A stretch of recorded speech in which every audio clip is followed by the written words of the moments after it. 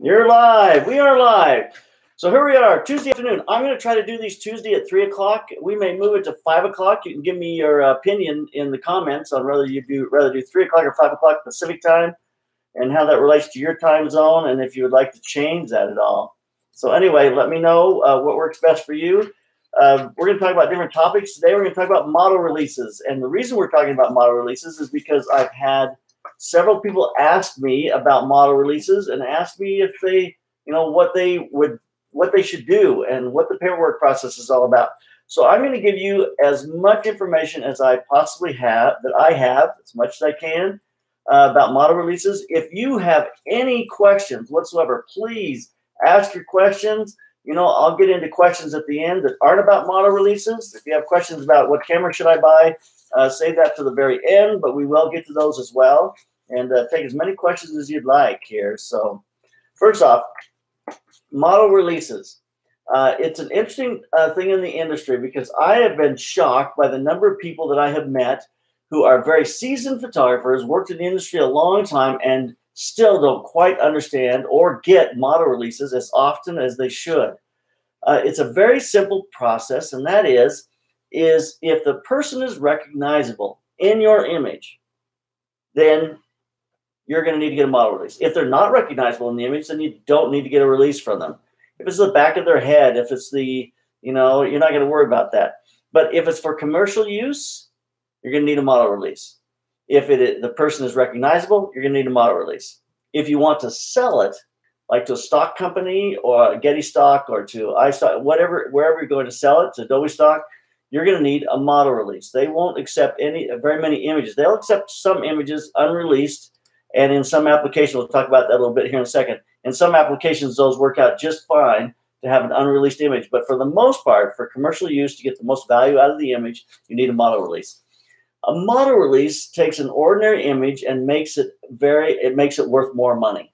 An image with a model release is worth more money. So it's really important for you. It's worth your time to be able to get a model release for the images that you're shooting. Now, some of the reasons that you need model releases. One is because you don't want to get sued. I mean, that's the basic reason. You want it to be clear that as a photographer, you or a videographer, you have the right to use a person's image or likeness in your images. And at that point, when you sign a model release, and the one that I always suggest, it's a Getty model release. If you go to, is it just theslantlens.com? /model releases. theslantlens.com/model releases.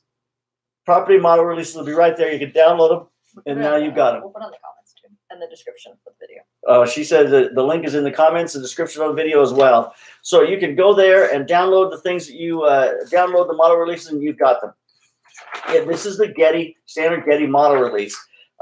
You can take this, and you should take it, and put your logo on it and make it into your personal model release, but the verbiage that's on here is airtight. I mean, Getty's if it's not the largest, I think probably it is the largest stock company in the world.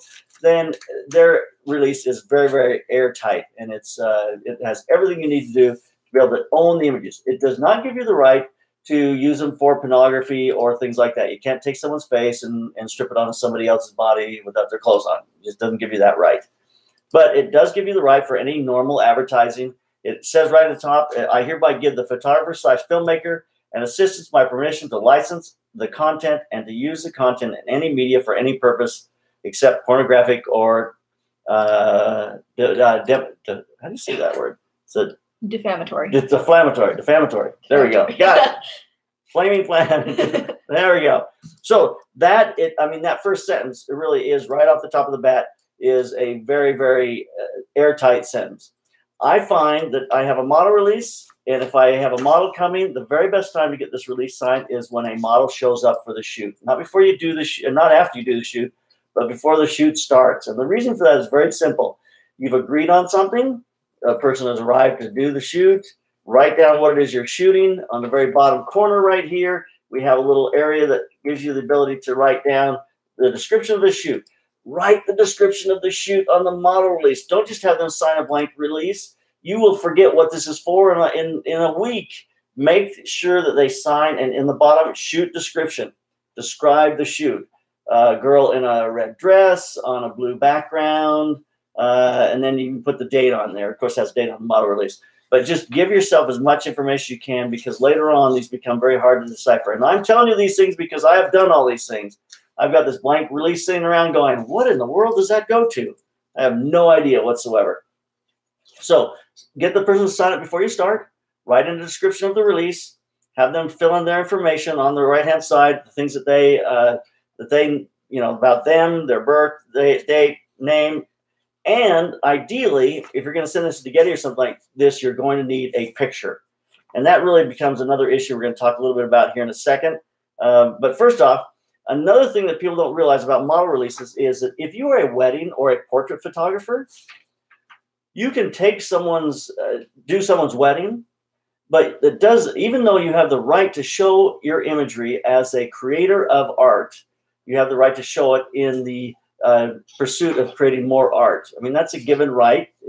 Even Disney can't block someone from showing a picture they did of Mickey Mouse that they did for Disney and got paid for. They have the right to show that, showing that they were the creator. But in the case of an individual person in a wedding or a portrait photographer's case, is that just because you photographed their wedding, created art at their wedding, does not mean that you get to use that art to further your business, to sell your business. So most wedding and commercial or wedding and portrait photographers, people who are doing that kind of work, are going to put a clause in their contract that says, I have the express right to use your images in the pursuit of advertising. And we have a business coaching class that has all this verbiage and putting together a contract for a wedding photographer. So you've got to have that verbiage in there that gives you the right to use these things in your advertising, because the person may come back after you and you're in a gray area. You may say, well, I created the art, I have the right to use it. But if you are in that gray area and you lose, it's a bad thing. So I would just say, to cover yourself, make sure you always have that clause in your contract that states you can use the things you photographed for your advertising, for your portfolio, and to further your business. So as a commercial photographer, anytime you have someone do an ad, you want them to sign a model release that says, you have the rights to use this for the ad, or you just write down what it is. You have express rights. Now, some models will say, no, I can't sign your release because it's too all-encompassing. I am only allowing you to have a one-year right usage for consumer publications for Pepsi. So then at that point, you have to cross off the part that says complete rights. You have to cross those lines out, and you have to write in a specific usage. 1 year, Pepsi-Cola, print ads, billboards. I mean, people get very, very specific about what you write down in that category to be able to cover what area you cover. But for the most part, if you're just doing general shoots with people and you want to be able to use them for a model release, or if you're using them and you want to be able to put them up on your website or use them for selling the stock, you just need to get a model release sign. Okay, so I'm going on here. Next one, I really love this thing, and that is, I started with a release a long time, an app called iRelease forever ago. And iRelease was a great app at the time, but Getty wouldn't recognize them. As I understand now, that Getty is now recognizing mobile apps, and I think one of the best out there is called Easy Release. It's about $10, and Easy Release allows you to fill the whole thing out on a tablet, sign it with your finger, and then take a picture and put their image in the corner of the release and write a good description of what you photographed that day. And that is the very best model release and the easiest thing you can possibly do to keep them organized and to have them not lose them. The way I organize them is I have a shoot number for every shoot that we do, 5684, and I put that same number on the model release as we put on the folder for the shoot. And that way those two coordinate, and I put all the model releases in just 3-ring binders, because that's, they're all 3-ring binders. I mean, if you photographed them and made digital copies and put it in the folder with the shoot, and you could do that, then you could probably get rid of all of those 3-ring binders and you'd be done. Do you have any questions, or am I just rattling on and on forever here? Questions. You can answer them now. Or... Okay, let's answer them a little bit before I go on to street photography, which has a little different slant on it. Any questions you have with regards to model releases and when to get them and what you need to do. Okay, Russell King says, what happens when I want to print my photos and they want a release? He's asking, what happens when I want to print my photos and they want to release? I'm not sure I understand the question. Do you? So Russell, explain that just a little further. It sounds like you're saying like Kinko's or something wants a release, or and I've had that experience before. I take something in and they're saying, well, this is copyrighted material. I can't, I can't print it. And then I can show them the fact that I have model releases for the talent. I'm the photographer. You can usually get past that. So, okay. Have you had release issues, Jay? I have. I've had some weird ones. I've had some very weird release issues in my career. I shot a bunch of stuff for NBC. I shot a ton of stuff for their daytime soaps and things, and it was a great campaign. But as the campaign was running, I had a model that called up and said, hey, you used my face in one of your ads, and they were threatening a lawsuit. I'm going, no, we didn't use your face in this ad. Well, yes, it is. It's me. I know it is. Look right there. Look at my picture. Look at the picture. And yeah, they look similar, but I'm going, well, what is your name? I'm going, well, that's not the name I have on the model release. And she goes, we have a model release? I said, yeah, I have a model release. This is the model that did the shoot. Here's the release, and I have proof that it is not you and that we didn't steal your picture off from somewhere and put it on there. And that satisfied them. But they felt like they had us in a gray area that, well, if I couldn't prove where I had gotten the image, that they would sue us. I've had problems with model releases where I've shot the whole shoot and I get at the end and the person doesn't want to sign it. So, well, no, I'm not going to give you the rights. You're going to make $1 million on this thing. And going, no, I'm not going to make $1 million on this thing. If we send things into stock, they're going to make between $150 to maybe, $2,000 or $3,000 at best, but when I pay a model $150 to come, that's probably more than I'll ever make on the stock photography. And so, that's why I say get the release up front. Any other questions there, Christy? Yes. Are there any variations by state, or are they all pretty much the same? Pretty much the same. You don't have to worry about doing different things by state. Copyright and those issues are nationwide, are not done by state. It would be a nightmare for products and things if it was done by state. So good question, though. That's a really smart question. Okay. One more. Would you need to execute a release going through an agency for a model?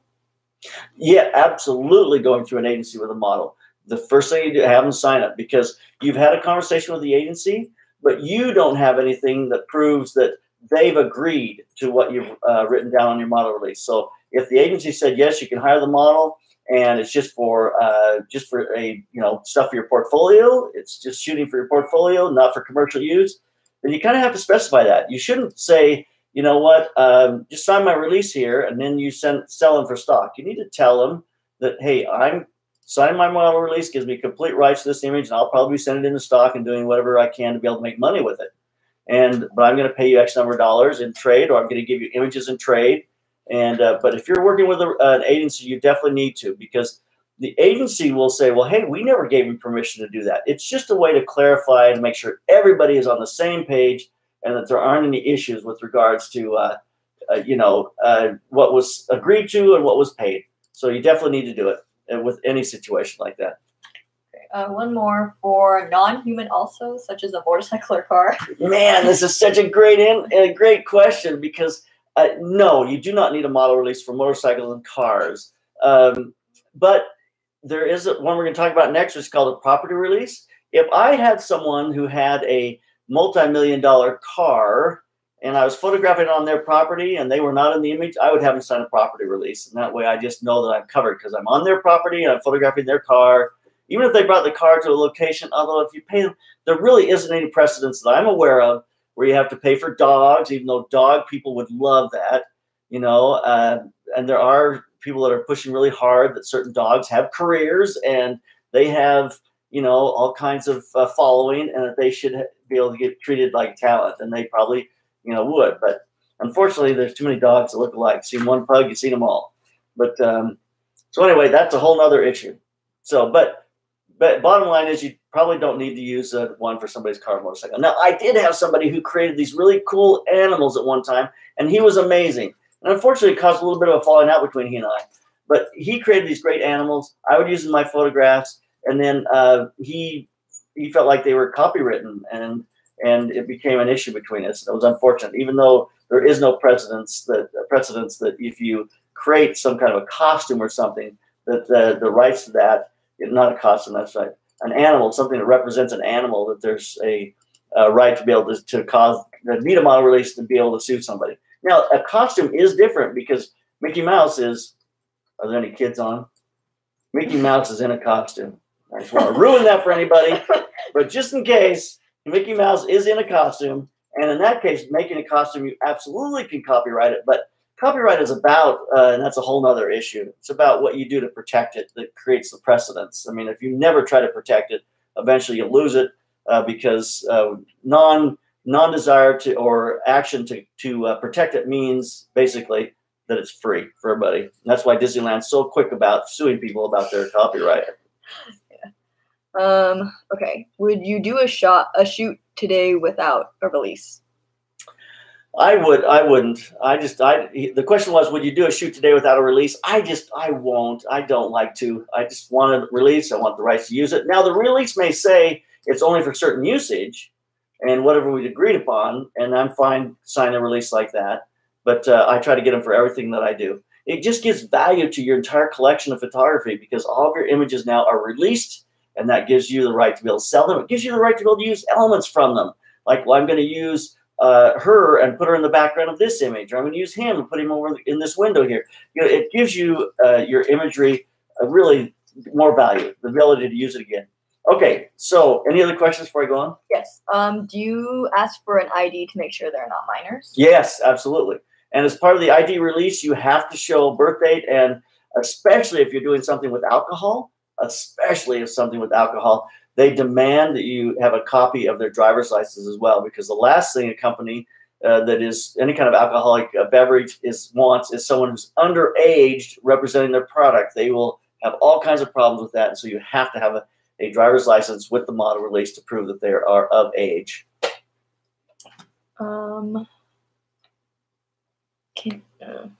Any other questions? Can you state the names of those release apps again?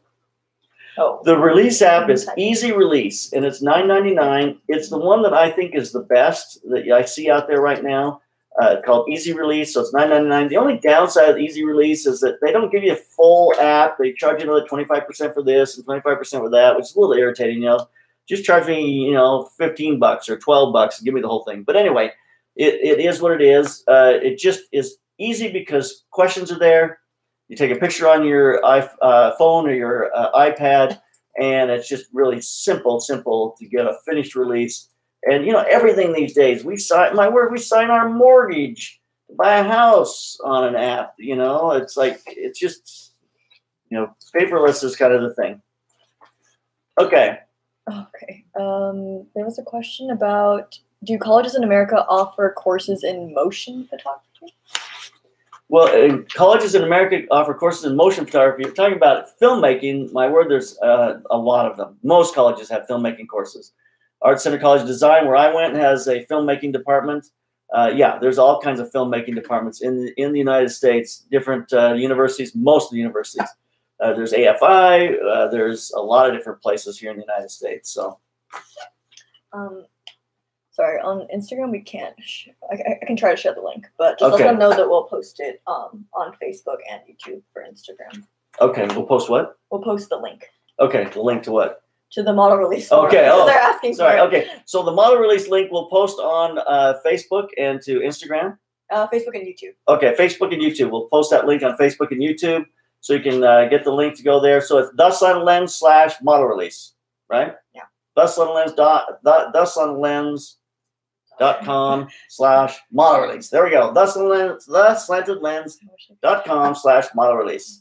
All right, so there you go. So go over there. You can get the model release there. You'll have the form, be able to use it. It's a great thing. We have a business coaching class where I go through these kinds of subjects every month, help people to put their businesses together and to be able to protect them and to help them to grow. We look at websites. We give critiques of portfolios, do all those kinds of things. So if you're interested in that, get over to theslanted.com, check it out at our store. And, great. Also, the guy who's looking for a course in the United States about motion, you should check out our new video download that we just released about a week and a half ago, a week ago now, barely a week. Mm-hmm. So yeah, we'd love to have you look at that and be able to purchase that download. It will help you get started from square one on how to do video, be able to make that transition or to make it as a beginning point for you. Okay. You have more questions, Christy?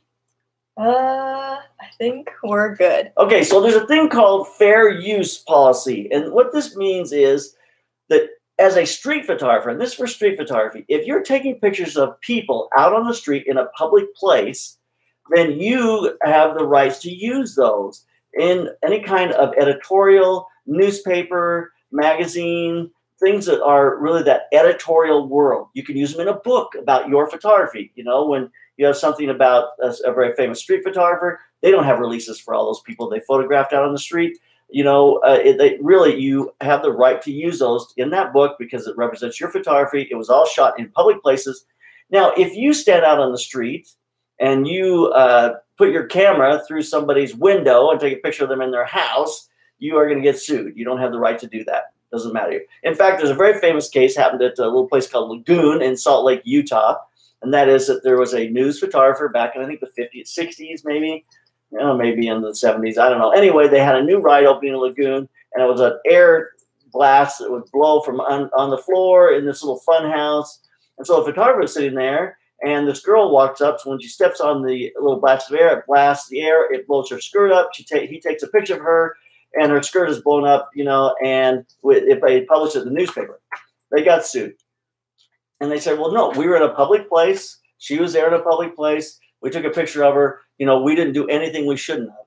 And the judge ruled, and rightfully so, you took a picture of her and you looked at a picture when her dress was up and she did not give you the right to see what was under her dress. And so they lost on that case. So even though they're in a public place, and this happened to her in a public place, they don't have the right to just do whatever they want. You know, there is some level of discretion you need to exercise. So, but fair use basically for street photographers means you can take those images, publish them in newspapers, magazines, and in your own books, and there's no problems. You do not need releases for that. There's a very great blog that my daughter has watched forever and Instagramming, and that is Humans in New York. And I guarantee you he doesn't have model releases for all those people. It would be insurmountable. Maybe he does. Maybe now he does because he's become such a brand. You can be right and still be sued. And unfortunately, that's the way that whole process works. So anyway, but having a model release, you know that you're covered. There's no question whatsoever. Okay. All right. So going on here. One last thing before I go to property releases. My word, it's taking a long time here. Group release. This is a group release. This is an interesting thing. If you have a huge beach party and there's 500 people there and you're going, I can't get model releases from all these people, you put up a huge sign. You put up a rope so that people can't get into the party unless they walk by the sign, in front of the sign, and then you take pictures of the sign, pictures of people passing, and the sign says, if you cross this line, you've given JP Morgan rights to use your image in this photograph. If you do not want to be photographed, do not cross this line. Now, you can even do this in places like a church or a conference center. And you can put it up saying, you know, we're going to be doing video here. If you cross this line, sit in this area, you're going to be filmed. So if you don't choose to be filmed in this area and you have it all blocked off, then sit in this area. You have to give them an alternate area where they can sit, where they're not going to be seen in the video. So that's called a group releasing. And a lot of times you do that for films and things if you just have a situation where you have a lot of public and people there that you do not have the control of to be able to get the release to make that an easy, seamless process. Okay, any other questions? Not as of right now. Okay. Yeah. All right, property release. Why would you get a property release? Property releases are the very same thing as model release. In fact, the Getty release looks almost exactly the same as the model release. But the property release is permission from the owner of the property to be able to take a photograph or to do video on their property and to be able to show the likeness of their property in the video. So that's basically what a property release is. Why do you get one? Well, because if you take the picture of someone's home and it shows up in an ad for Tide, then the homeowner is going to say, look, you don't have the right to use my home to sell Tide, and you can be sued. So even if the property is in the background from a public vantage point, if it is prominent in a commercial ad, you will be sued if you don't have the rights to that property. So you get a property release. You simply ask them to fill out the property release. It's the very same as what you have for a model release. It has all the things that you ask them about: your name, your date, signature, the address, ownership information. This is really important. Individual owner, corporate owner, authorized representative of corporation. It's important to know that the person who's signing this has the right to sign it.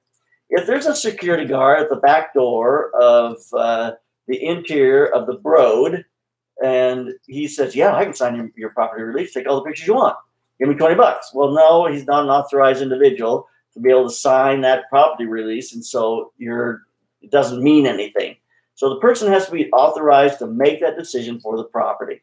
I can't stand out on the corner of Disneyland and say, yeah, I'm going to sign your property release, take all the pictures that you want. That's not going to work, because I'm not an authorized representative to be able to make that decision. So you want to make sure you have the authorized representative. And then know this, that so there's property release. Shooting on someone's property, private property. Now, if you're in a public place, a lot of times you do not need a property release. But first off, we're going to make a transition here from private property, someone's home, someone's business, to a public/private property. That is a restaurant. A Disneyland is a perfect example. It's a public place. People can come there. They pay a fee. They come in.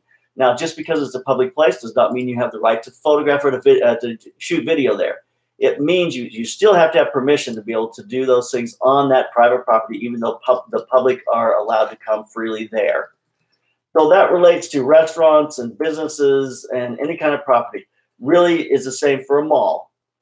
If you say, well, I just need a quick shot of mall for an ad I'm working on, the mall can sue you because they own the property that you're on, and you're not going to have, you're going to get sued if you do an image without their permission.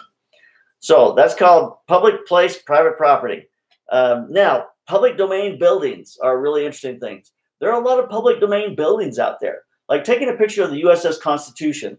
That's a public domain. That's owned by the people of the United States. You do not need to get a property release for using a picture of the USS Constitution. The Disney building has listed itself as a public building. They do not require a release, which is probably because it's such an iconic building here in Los Angeles that the pursuit of trying to protect that copyright would cost them thousands and thousands of dollars. And in the end, they probably would never be able to control it enough to be able to protect the copyright because it's a prominent corner. Everyone shoots it with cars going by and images, and it's impossible to protect. Now, if you get on their property, it's a little different issue. They want you to be able to pay a fee and they want you to pay a fee to be able to be there. So that's much different. Inside, absolutely. But from outside, across the street, I'm on a public street, it's a public building. Now, just because you're on a public street, and this is an interesting thing, there's another building right down the street called the Broad. I was out in front of the Broad one day, and they freaked out. I was taking pictures, and they said, you can't be taking pictures of here. This is a private building, and you can't take pictures of this building. I'm going, well, I'm on the sidewalk here. I'm on public property, and I should be able to take pictures of your building. They were very uptight. Of course, it had just opened. 3 individuals came out and stood in front of my camera on their private property, blocking my view from the public property. So I couldn't take pictures of their building. And I'm going, that I don't understand. I mean, the Broad needs as much advertising as anybody. It's a great place, great museum, great collection there. I think now with time, it's a very unique building in Los Angeles. I think with time, they probably figured out there's no way we can protect this copyright. But if you're on their property, then they absolutely can and will protect their property right. You don't have the right to be on the property and photograph. Okay. Trademark properties that are publicly visible. And a really good example, probably the best example out there, is the Hollywood sign. That is a public. It's a public you can see it from public property, it's a huge iconic image for Los Angeles. They have bent over backwards to protect that thing. They will sue you if you use it in a movie, in a still shoot, in anything. So they protect that copy. They protect that iconic structure, and you will have to have a model release and permission from the Hollywood sign people. We are the people of the Hollywood sign. Whoever those people are, who control the Hollywood sign. So you have to have permission from that group in order to use a likeness of the Hollywood sign. So there are places like that are very distinct buildings, I know there's the Conference Center in Orange County, when it first opened up, was very, very uptight about protecting their copyright there, because there was a car company who had bought the exclusive rights to use that building in their car commercials, and they paid a lot of money for it. And so consequently, they were extremely aggressive about protecting their copyright. So there are situations where it can be a public building, publicly viewed, but the copyright is protected, and you'll have a problem. So you want to, I just asked the people at Disney building, I need to photograph down here, need to get a property release, and the guy said, no, we don't do property releases for the outside of the building. You don't need one unless you're on our property, and you're absolutely fine. Usually places like that, the reason they want a property release when you're on their property is so that you have the right insurance, and that's a whole other topic that we'll do one day, is about insurance. So if you're interested in these topics, if you're interested in working on your business, go to theslanted.com and join our business class. It's a great course there that will teach you the things you need to know in order to set up your business and to be able to control your website and do Instagram and the things to be able to grow your business. So get over to theslanted.com. Okay. Any other questions here? Yep. He said in regards to the Hollywood sign, what happens when you change the letters, but it still looks like the Hollywood sign? Still, you know, a copyright, that is such a great question. They said, what happens if you change the letters on the Hollywood sign, but and so it says something where it says JP Land, you know, or whatever, you know, as long as it looks the same and you stick it up on that hillside, they will sue you. It's about intent. Copyright is always about intent. Did you intend to show something that represents their trademark? So if you have a mouse that is, you know, selling another product like Tide, but it looks a whole lot like Mickey Mouse, then you're going to get sued.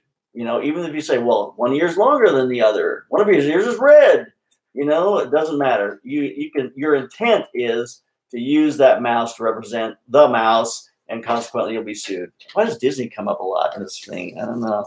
It's huge. It is huge, and they have a lot of copyrights to protect. Yeah. So you really have to be careful about doing those kinds of things. Now, as a satire, that's a different experience. When you do something as a satire, that is, I'm making fun of. That's why things like Saturday Night Live you can get away with making fun of anyway. If you're making fun of something, then it's considered a part of comedy and a part of that experience, which means you have the right to do that, and you cannot be sued because you're showing something that represents. If you have a guy who comes in a Mickey Mouse costume, you know, and he falls down the stairs and breaks his ears off, and that's considered satire, then they can't sue you. They just can't, because that's part of comedy, and it's about satire. That's really what it is, about satire.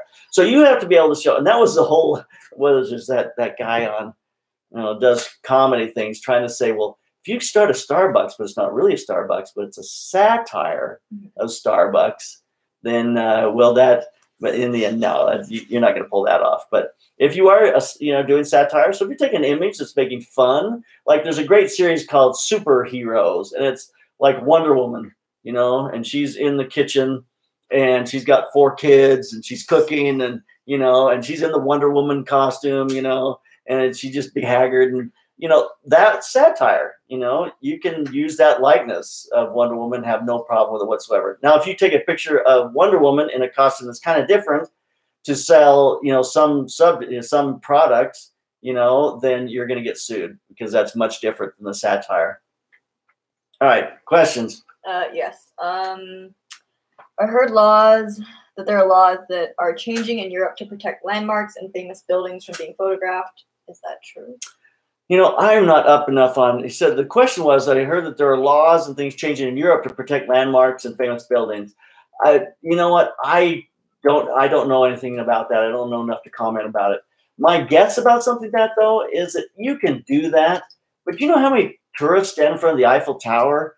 You know, yeah, I mean, how could you ever police that? You know, it's just, I think it's a losing battle, and maybe so. I don't know. National parks have gotten much more strict about needing rights definitely for advertising. You know, if you have an image of a buffalo in Yellowstone, it's obviously Yellowstone, and you're using that to sell, you know, some kind of a health machine or something, you're going to probably have a problem. You know, so you're going to need to get a permission from the National Park Service to get a permit or a right to be able to use that imagery. Even though it's pretty much impossible for them to know when you're there, you know, who's in a commercial shoot and who isn't. Although it is interesting, Zion has restricted the number of tripods you can't have 5 tripods in an area or something. And the reason they're doing that, I can't remember the exact rule, but the reason they're doing that is because they're trying to make it so that you can't have big photo groups there. So a group of like 30 people, and they know that the guy who's doing the tour is making money, and he's doing a photo group, and they're at Inspiration Point taking pictures.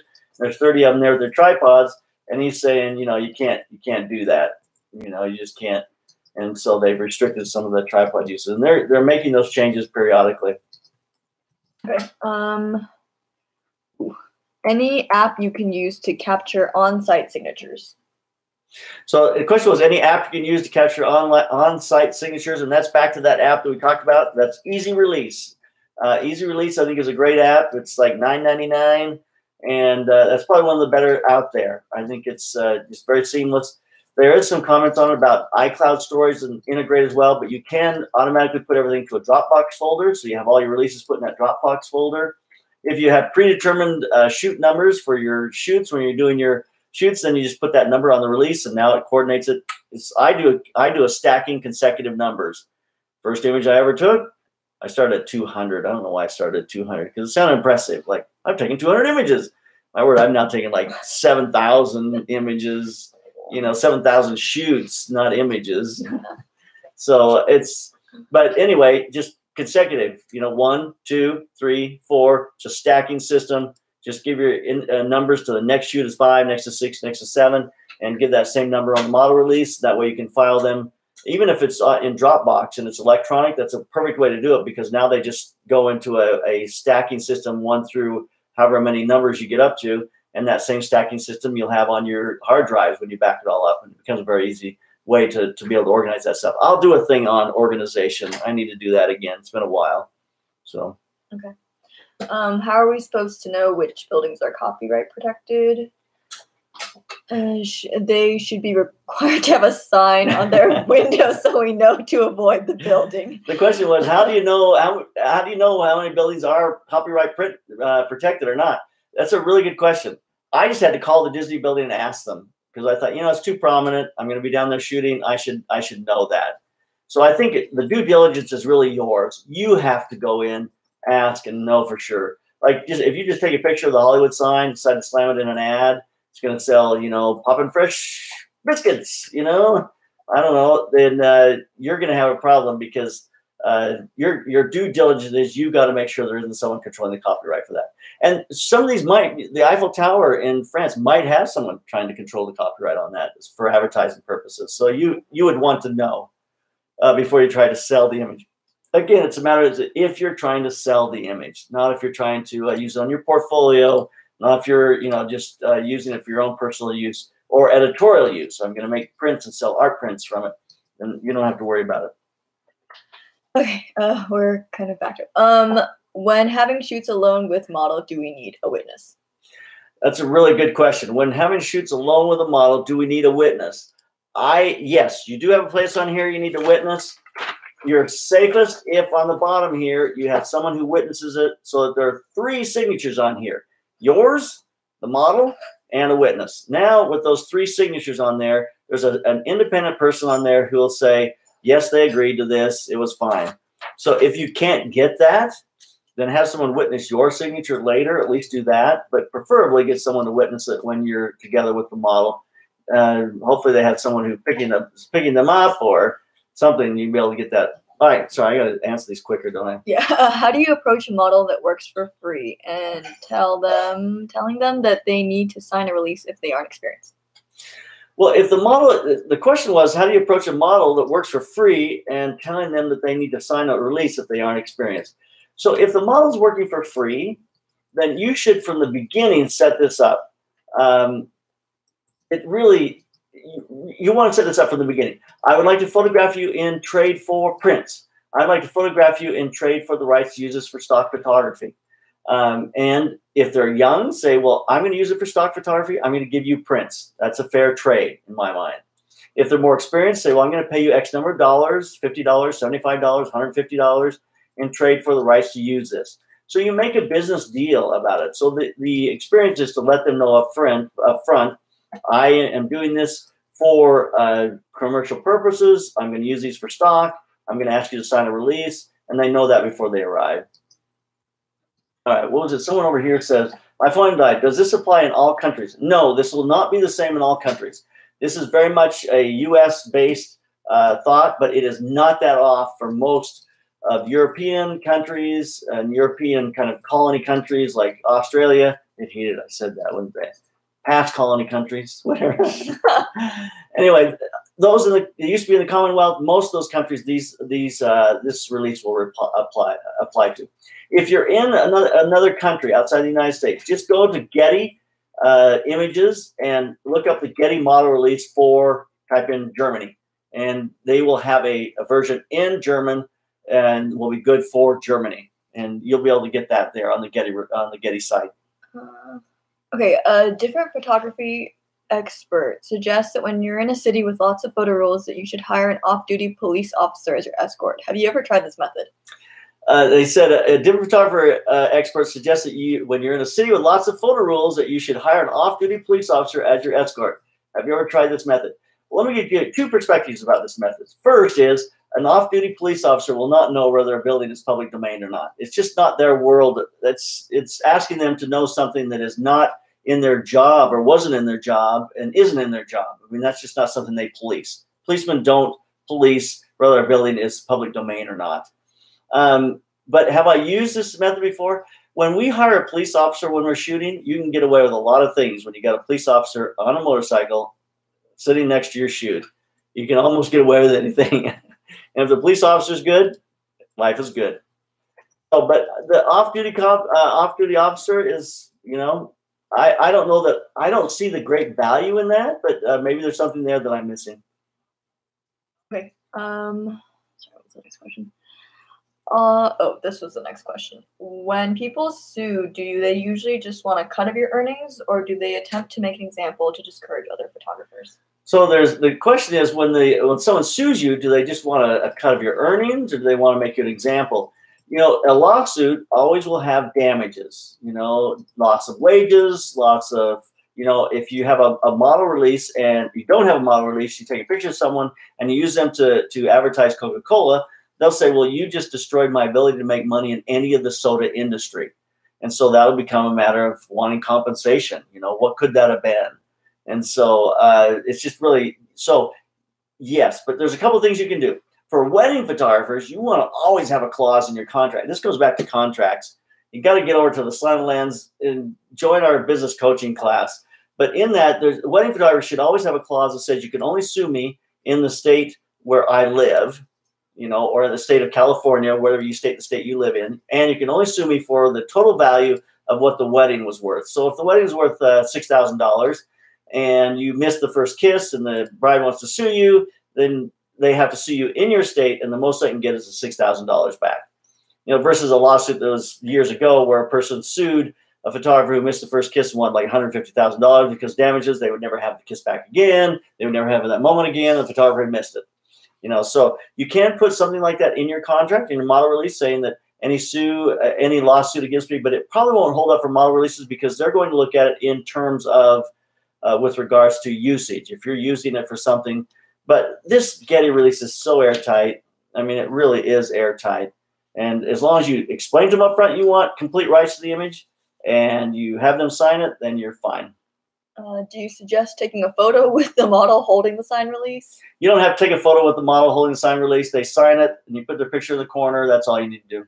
Okay, off topic, but when you're doing a large group of corporate headshots, not only do you need the model release, but what software can we use to manage the shoot when software like Photo Velocity is no more?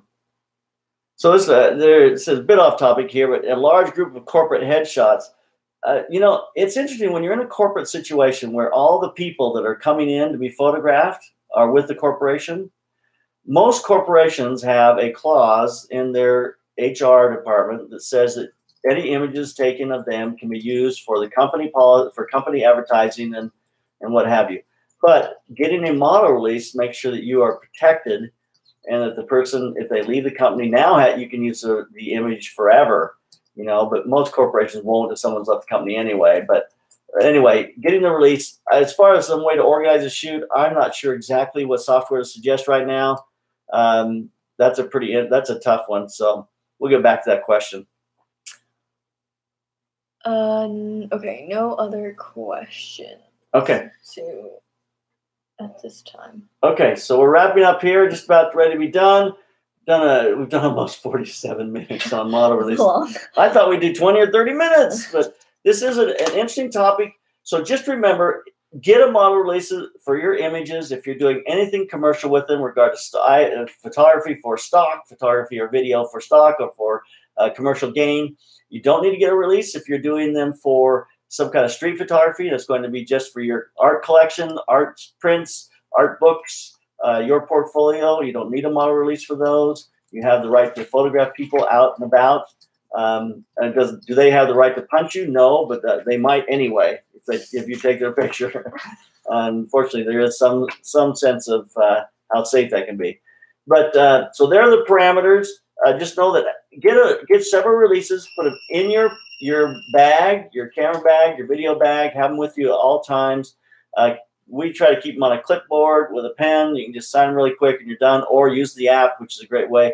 Just make sure if you're submitting for stock that the app is acceptable by the stock company. Otherwise, we have to go back and try to recover stocks, recover model releases for images you've already done. All right. So thank you very much. We appreciate everybody tuning in today, and we'll try to do other interesting topics in the future. So keep those cameras rolling and keep on clicking. Hey, I have my new t-shirt here. My Keep On Clicking t-shirt. You can get it over at theslantlens.com on the YouTube channel. We are selling those off on the YouTube channel. Theslantlens.com. No, it's not theslantlens. It's YouTube, where you get the Keep On Clicking t-shirts. So keep on clicking.